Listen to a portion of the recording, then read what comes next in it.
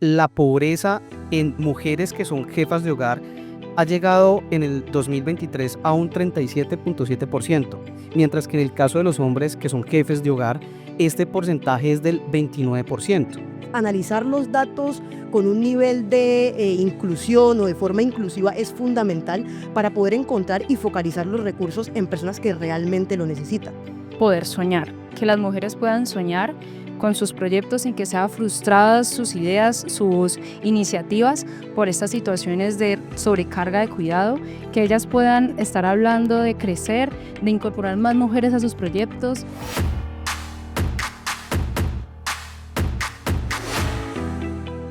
Hola, les damos la bienvenida a Voces que Inspiran, un espacio de la Fundación WW Colombia donde hablamos de género, emprendimiento, vulnerabilidad e inclusión financiera, temas que hacen parte de nuestro ADN, de lo que hacemos día a día desde la Fundación para Cali, Colombia y el mundo.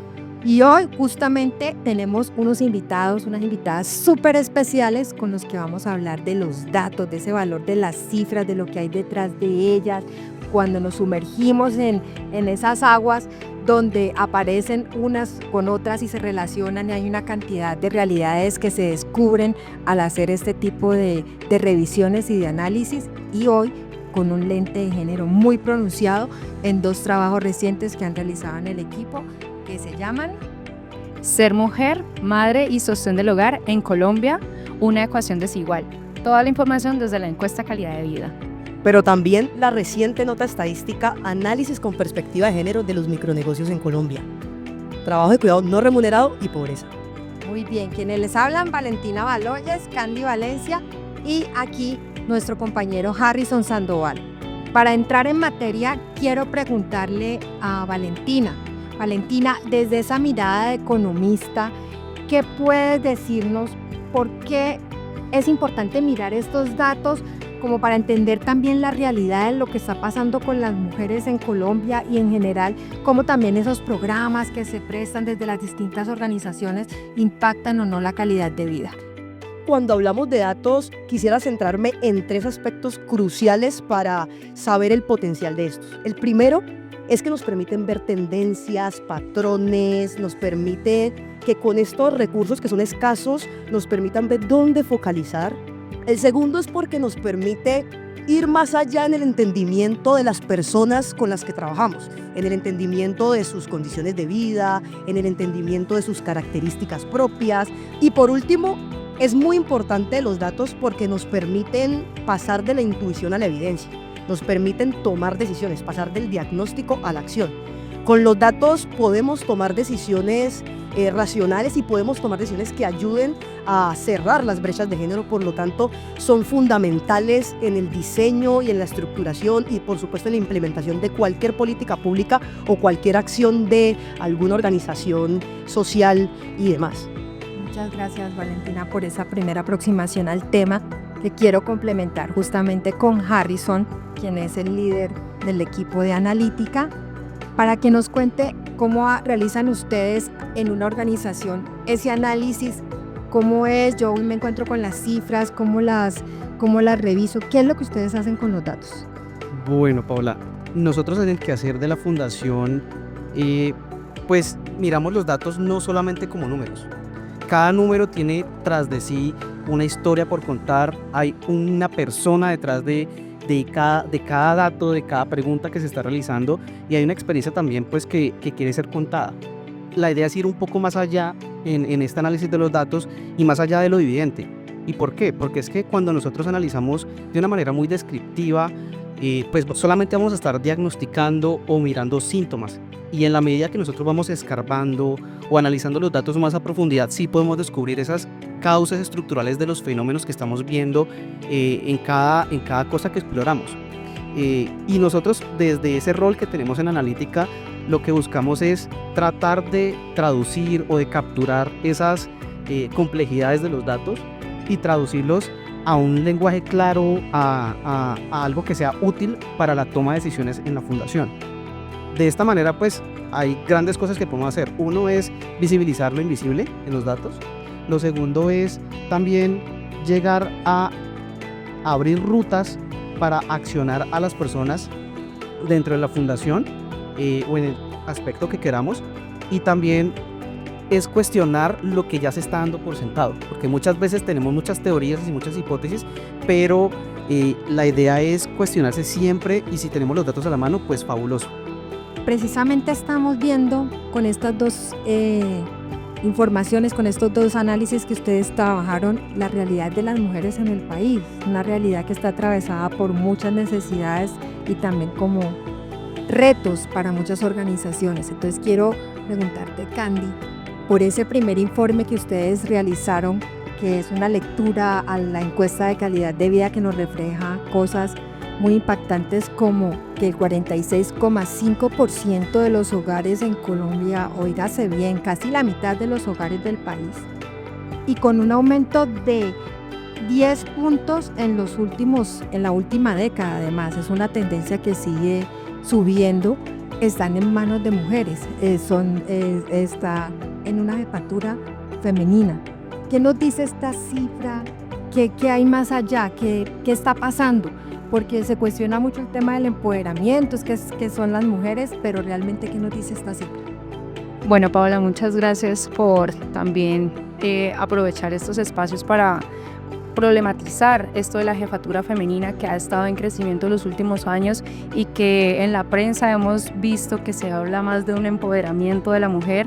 Y pues como fundación y como equipo quisimos cuestionar un poco esto del empoderamiento e irnos a las condiciones de las mujeres que son jefas de hogar, que son cabezas de hogar, y dar un poquito ese zoom a ese día a día, esa rutina que ellas tienen. Y precisamente pues lo que viene detrás son unos esfuerzos multidimensionales en términos de pobreza, en términos de la carga de cuidado con la maternidad, y también con estas miradas que hacemos desde la interseccionalidad, es decir, que otras características nos trae la clase, el grupo étnico de las mujeres.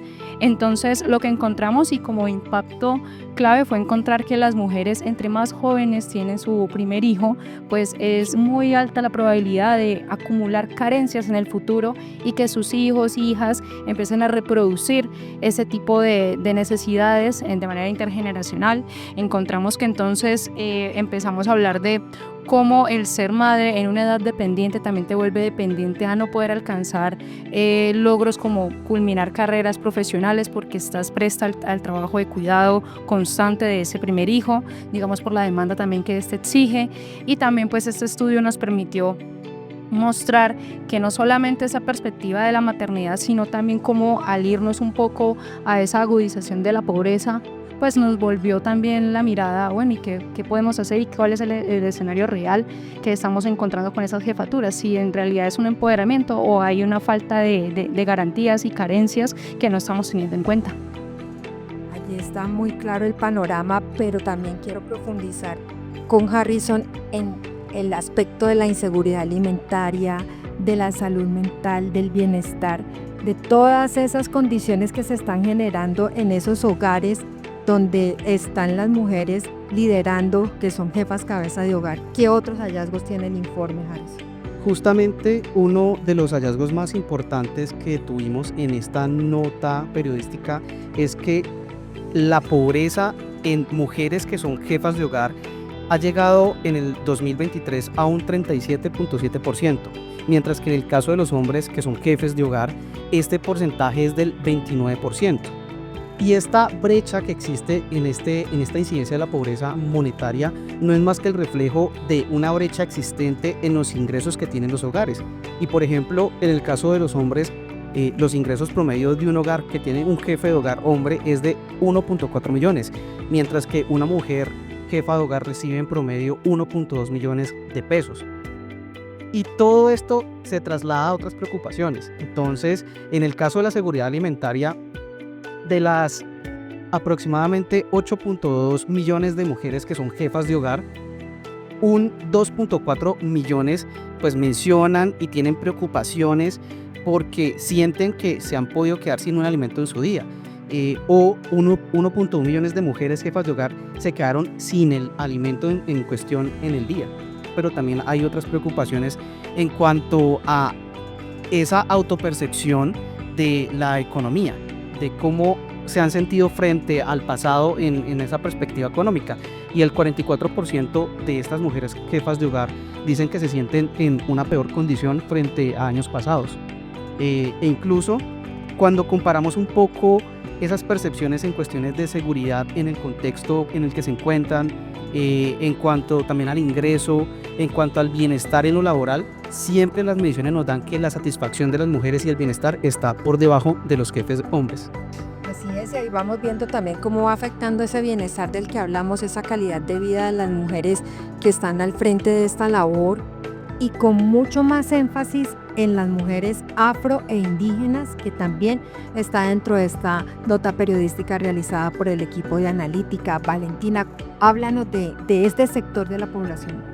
Por supuesto, Paola. Y lo que quisiera decir es que esta respuesta es la razón por la cual los datos son tan importantes, y la manera como nos aproximamos a los datos se convierte en una materia fundamental. Y es que uno podría pensar, con los datos que dio Harrison, que el grupo de las mujeres es un grupo homogéneo, pero cuando veremos intersecciones, vamos a los datos de mujeres afro, mujeres indígenas, incluso otro tipo de grupos especiales, pues nos encontramos que las brechas tienden a profundizarse y que las condiciones son mucho más adversas y tienen retos mucho más complejos para enfrentarse. Por ejemplo, en términos de la pobreza, las mujeres tienen el porcentaje que dio Harry, pero en mujeres afroindígenas este porcentaje se eleva casi que exponencialmente. Si vemos, por ejemplo, la inseguridad alimentaria, pues estas mujeres se sienten mucho más inseguras en términos de alimentación, de proveer la alimentación diaria que el grupo promedio de mujeres. Y que incluso hay una brecha frente a las mujeres, pero también una brecha incluso mucho más amplia frente a los hombres. Entonces, analizar los datos con un nivel de inclusión o de forma inclusiva es fundamental para poder encontrar y focalizar los recursos en personas que realmente lo necesitan.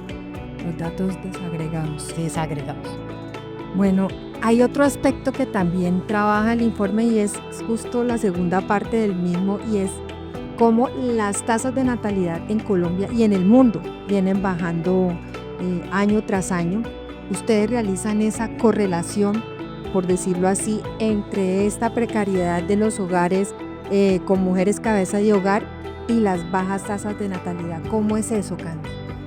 Bueno, algo que encontramos como fundación, que estuve indagando un poco en también cuál es el discurso actual que se está dando alrededor de estos datos, ¿no? que dirige la encuesta Calidad de Vida, y es que ante la baja natalidad, entonces empieza también una crítica a la individualidad de las mujeres que pueden tener hijos y sobre su decisión. Entonces encontramos que la prensa manejaba un discurso un poco desde el egoísmo de las mujeres, como que son las mujeres las que no quieren tener hijos y quieren tener, digamos, generarle dificultades en esta transición demográfica que como nación esperamos mantener en orden y también controlar. Pero no hay una discusión que es a la que le apunta el informe, y es que lo que sucede ahora es que con las altas demandas de profesionalización en los empleos, con también la, digamos, distinción que existe en los ingresos de las mujeres, al ver que no se está percibiendo los mismos ingresos, que profesionalmente se está exigiendo más a las mujeres, y que las garantías de tener un hijo en unas condiciones donde me permitan el acceso a educación, a trabajo, a que no tenga una situación de poca corresponsabilidad, que es también lo que estamos encontrando, como hay una diferencia de dedicación al trabajo de cuidado no remunerado en diferencia a los hombres de 4 horas y 38 minutos, que es lo que nos reporta que esas 4 horas y 38 minutos no se están dedicando al trabajo remunerado, y por ende se está volviendo una deuda con las mujeres, porque nos estamos viendo en escenarios donde no hay una corresponsabilidad, donde no hay una garantía de acceso a oportunidades, y donde muy probablemente toca o postergar o dejar a una mirada de largo plazo esto de maternar.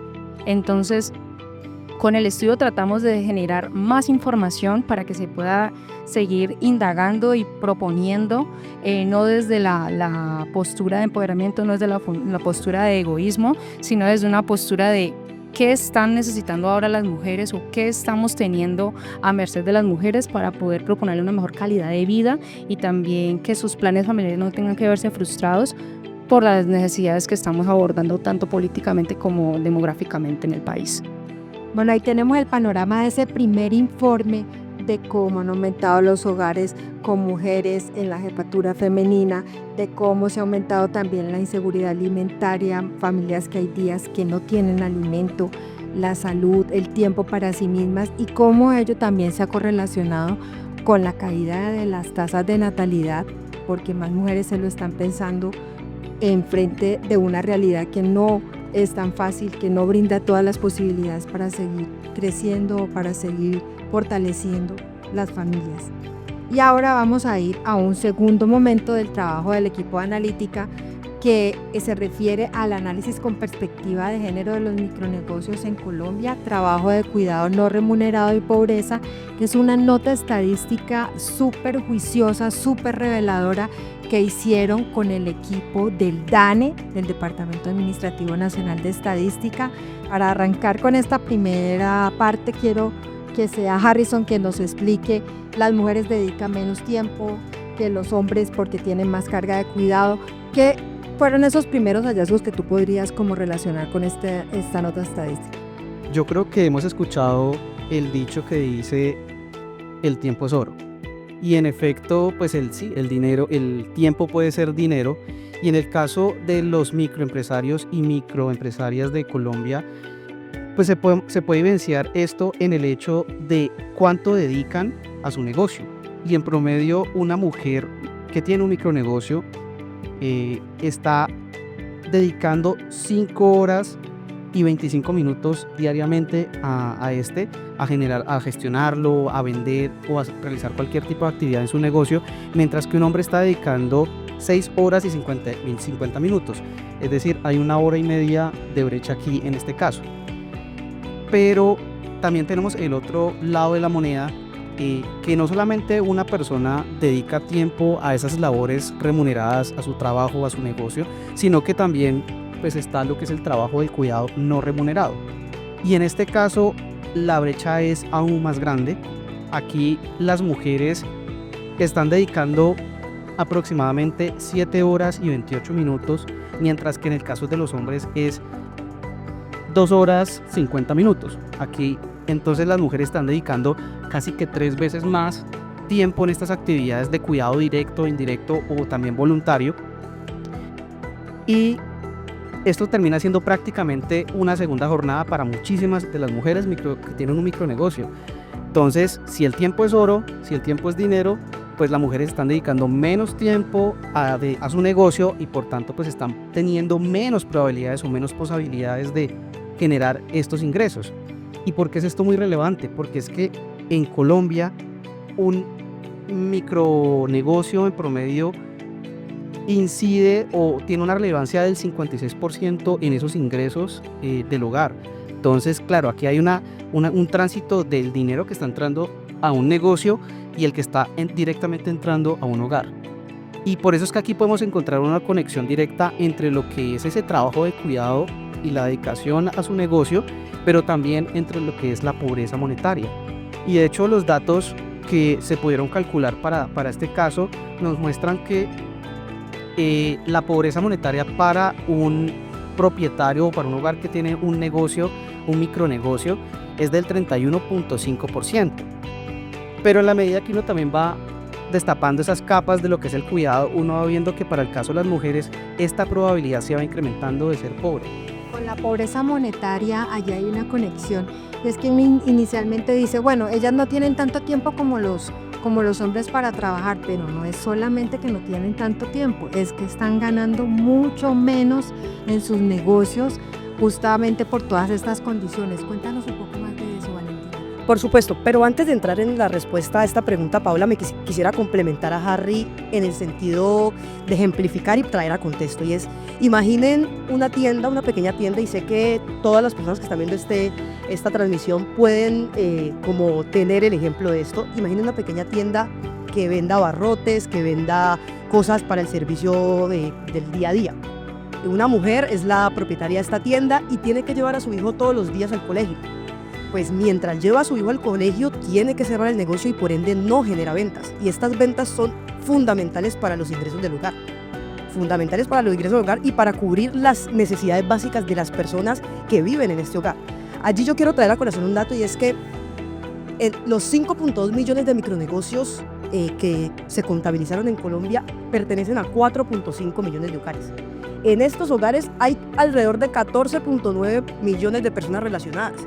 Es decir, que esto es un grueso muy importante para focalizar los recursos, pero también para el devenir y el horizonte del país.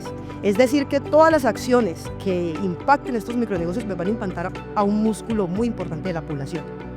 Y para seguir con la respuesta a la pregunta, y es que en Colombia se necesitan 11 generaciones para salir de la pobreza. Y también un tercio de la población se encuentra en situación de pobreza en Colombia.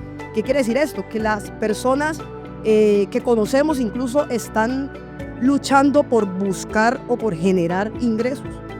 Y es más común de lo que todos nosotros pensamos. Están buscando generar ingresos de cualquier forma, y entonces los micronegocios se convierten en una herramienta fundamental para lograr esta generación de ingresos, con una fricción a la entrada muy leve, por ejemplo, porque en Colombia hay una tasa global de participación que tiene una brecha muy alta para la inclusión, por ejemplo, de mujeres.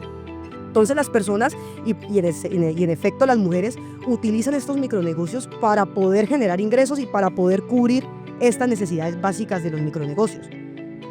Pero ¿por qué ganan menos? Ganan menos porque son menos formales, ganan menos porque están menos capacitadas en sus competencias empresariales, ganan menos porque no están tan incluidas en el sistema bancario.